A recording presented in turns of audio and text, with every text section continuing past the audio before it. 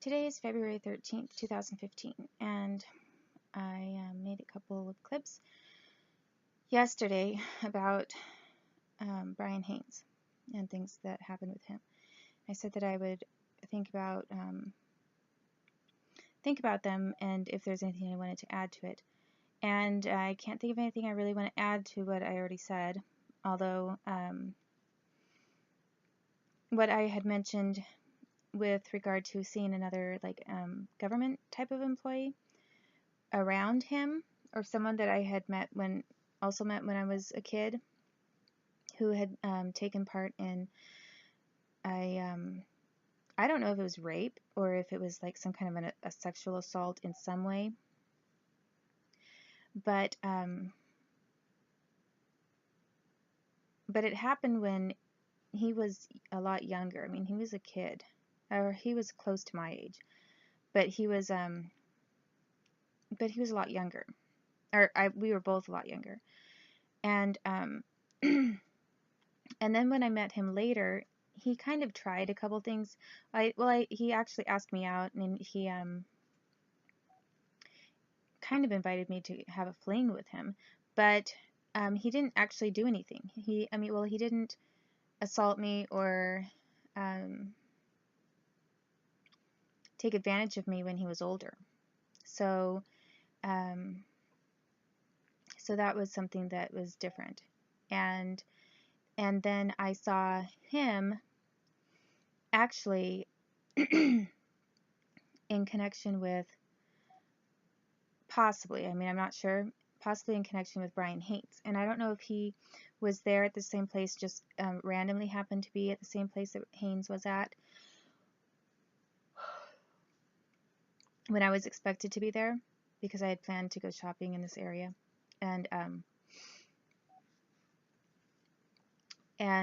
maybe someone knew about it and decided to show up there, or if he was randomly around. But what I remember is that I kind of had a feeling that this other government person was there in the area because he knew Brian Haynes was there, and maybe he wanted to see like my reaction when I saw him, because I was planning to go to Ross Dress for Less in Wilsonville to do some shopping. And when I got there, I don't remember if it was before or after, but anyway, the person that I'm talking about is Beau Blixseth. And Beau is someone that I met when I was a kid, and it was sort of like a Palm Springs area or a California area. I sort of think it was Palm Springs where I met him. We weren't there that long, but it was either there or at some California place. And that's where he did do something to me. And I remember thinking it was assault and he was really mad at the time, or he acted mad. But then when I was older, I saw him around my college, and I had some classes with him, and he wanted to take me out and got me a glass of wine and that kind of thing. But he actually sort of propositioned me to get a hotel room or go with him on a vacation, and I wouldn't do it because he said he had a girlfriend. And I said, well, I don't want to do that. I mean, you could break up with your girlfriend, and maybe I could go on a spring break trip with you, but I said I don't want to do that, if you're with someone, because I kind of felt like it made me feel like I was just some sort of, it's sort of like the other woman who knows what. And so he didn't want to break up. He was like definitely not going to break up with this girlfriend he had. And so I was like, okay, fine. And I'm not going to go with you on a train for a spring break either. And But he, as I say, he didn't do anything when he was older.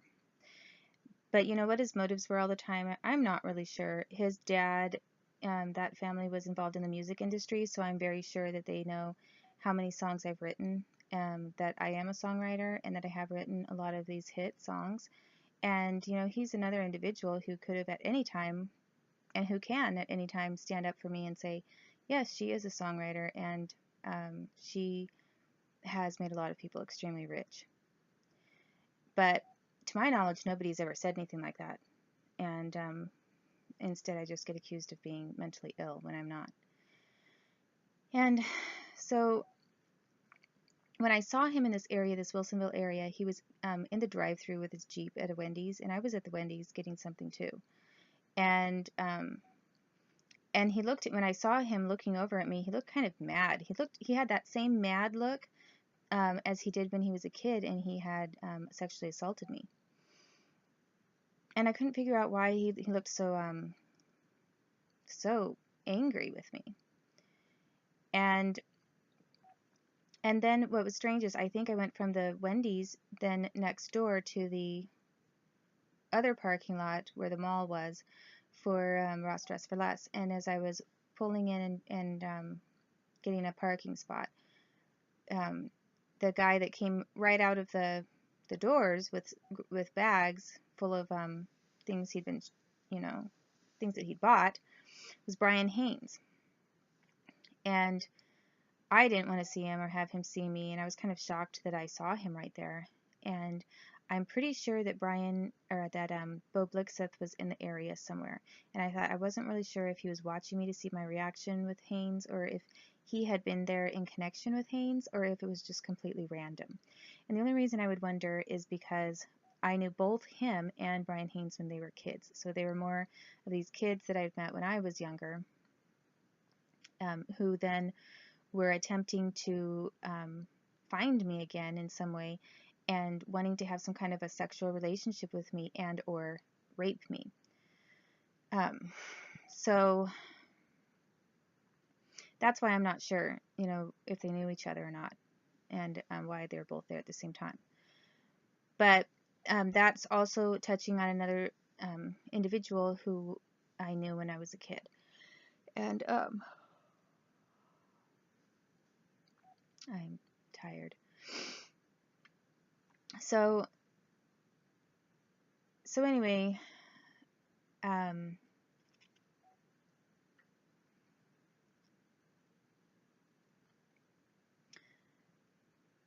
after I guess, you know, as I've said, there was this,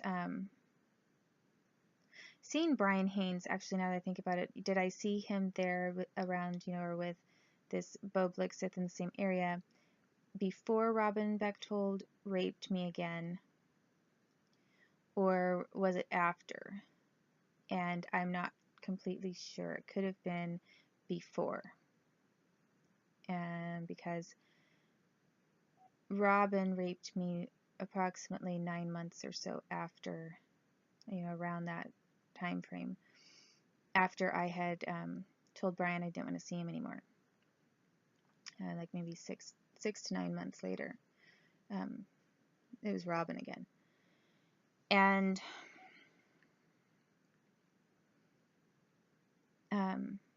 anyway, after this happened with Robin, the next time it happened, that is when sort of my defense mechanism kicked in, and I started to feel really upset. You know, like, why does this keep happening to me? How come this is just like one horrible thing after the other? And who are these people, and why is this happening? And I hadn't completely processed the fact that all of them were connected to my past when I was a kid.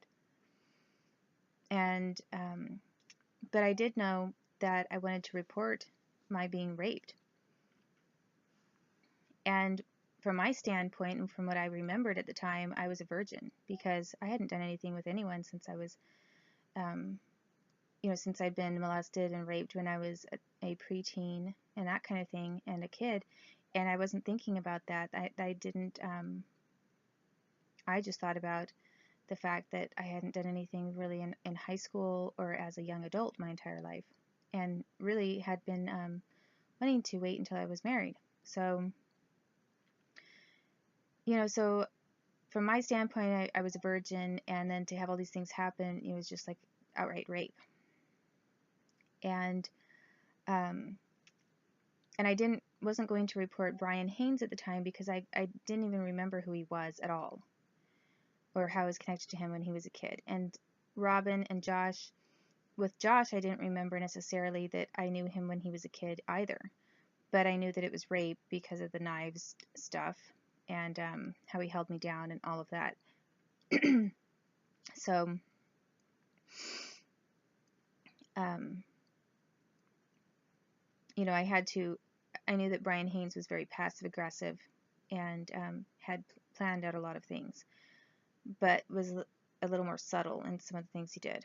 And then with Robin, I knew it was rape too. So anyway, I decided I wanted to tell the police, and unfortunately, the person that I ended up going to, who was in charge of the sexual crimes unit for Portland PD, was Brian Gross. And Brian Gross was yet another person that I had met when I was a kid. And I actually saw him in Oregon and I saw him in Washington, both. And I kind of think, I'm not positive, but I kind of think that he and Jim West from Wenatchee, Washington, sort of think that they traded, like, sometimes they sort of looked like each other just a little bit. And I think that they kind of traded positions now and then, or tried to mix kids up, with, who was who. But one was in Oregon and one was in Washington. So, so I think before talking about maybe, like how I had someone attempt to kill me, and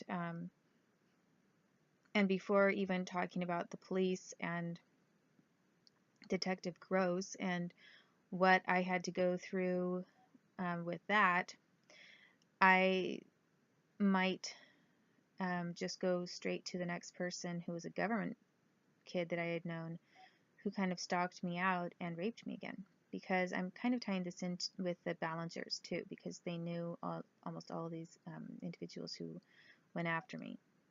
And what I'm doing by explaining this is to show you that this was an entire group that was coordinating their crimes against me. And they all looked really normal. They all have normal jobs to this day. Their families are employed with the government. They also have normal cover jobs. And I've really suffered because of the things they've done. And my kids have been kidnapped from me, and I've been called mentally ill and not even allowed to raise my children because of the retaliation and hate and the hatred of me. To the point that it didn't matter how they did it. They wanted to be sure that I was called nuts or mentally ill, because it suited their purposes for claiming that I didn't remember anything correctly, and everything that I remembered was just like a false memory or a delusion or whatever, or that I was psychotic, which I've never been.